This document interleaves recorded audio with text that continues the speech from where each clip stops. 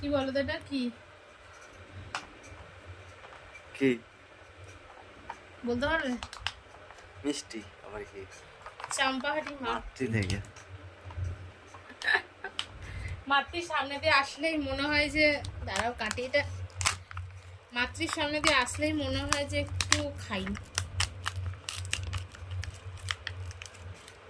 একটু না খেলে ভালো লাগে না। Just wow. বড় বড়। নাম কি এটা? রাজভোগ। দেখো তুমি খাবে? তোমার তো দাঁতে ব্যথা। এক গালে খাবে খাও তুমি। এক গালে? বাবা রাক্ষস নাকি আমি? সাইজটা দেখে যাও শুধু। আর খেতেও জাস্ট আমার কথা একটা খেলেই মনটা ভরে যায় পুরো। মাতৃর সামনে দিয়ে আসলে এই রাজভোগটা বেশি স্পেশালি খুব ভালো লাগে খেতে। এই কারণে আর রোগা হতে পারি না, আর রোগা হতে পারবেও না। আর পারবো না। জিভটা যদি কেটে ফেলতে পারতাম